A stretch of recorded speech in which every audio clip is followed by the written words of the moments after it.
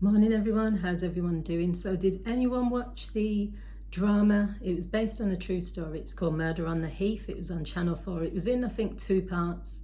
It's either 2 or 3 parts. Because it was based on a true story, anything that's based on true stories, I tend to watch them because they're more authentic, more realistic. So it was based on a group of young people. So the woman, 19-year-old woman, they're all from the Sikh community. So you had Munil, her name is Munill. You can Google her.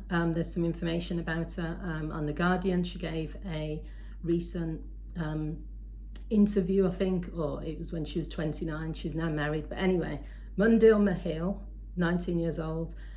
She was friends with Ravi, was the other guy. I don't know how old he is. They're all in their 20s, I think.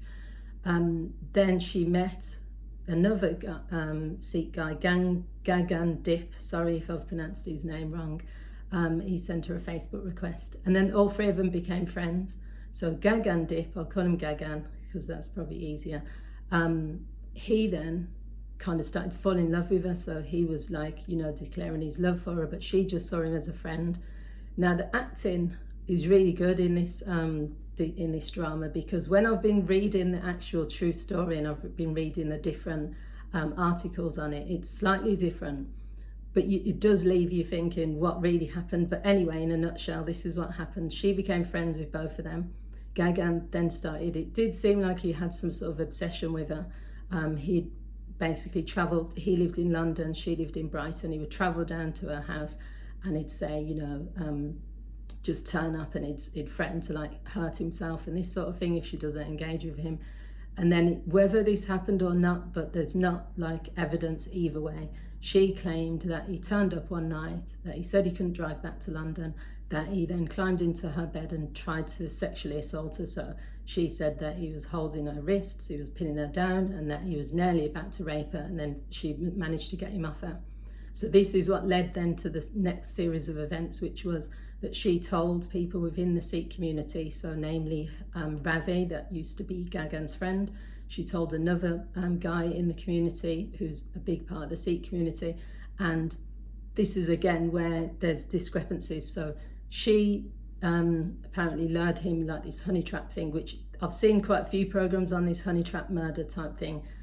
I've got a particular dislike for hitmen and for people who lure people to their deaths, because I just think it's cowardly. Hitmen I've got an issue with because they don't care about the backstory, they don't care about the person, they don't care if it's true, they're just doing it for money. So once they've got that hit, they will kill anyone. I don't respect that. And the other thing is with honeytrap murders, they're luring someone to their death and they've got the power. In America, they will normally get the same sentence as the person who murdered. In fact, I've seen programs where the person who lured the person there will get a tougher sentence, but in this case that didn't happen. So she lured him to her house. She had housemates living there. She invited him in at a particular time, and then the minute he came up into her bedroom, Ravi was there with another guy that was not known, and they beat him to death. So they used a telescope to beat him, and then they were kicking him, they were doing everything. So that actually they didn't beat him to death, they beat him unconscious. Then they put him in her duvet, wrapped him up, put him in the boot of a car, and then they set the car on fire, and that's what killed him, because he was still alive. That only came out in court, that he was still alive, and he died from the fumes that he inhaled, and then obviously the fire that they've set the car on.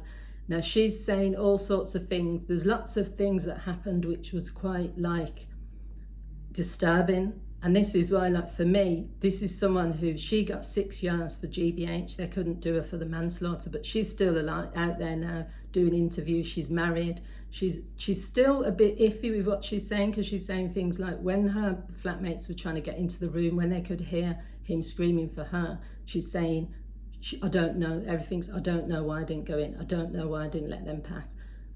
She does know, but she just feels embarrassed, because to me, I do believe that she had more involvement in it. She says, I didn't know they were going to kill him. I didn't know this. But if you hear someone getting beaten up, you see someone get punched, and you can hear someone screaming your name, you know that they're not doing anything nice, are they? So, and then she didn't call the police afterwards.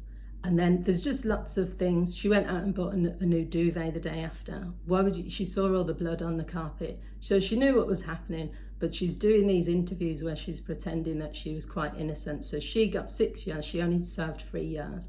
I think one of them got, I can't remember, 16 years was the guy that kind of participated, and I think Ravi, the main guy, he didn't say how much years he got, but I think he got a life sentence because he was obviously charged with murder.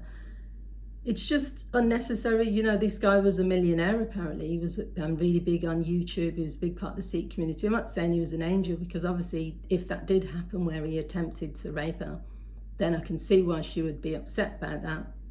But I don't think he deserved to die, especially not in that way. You know, anyone luring someone to their house and then getting groups of people to beat them up and stuff. It was quite disturbing to watch, to be honest, because the other thing was instinct. You could see in his face when he was sat outside, he kept saying to her, you know, are we going to talk or do you want me dead? And he kept saying, you could tell his gut instinct was saying he was walking into a dangerous situation. He would never have known that, but I think he probably would have wished that he turned back around.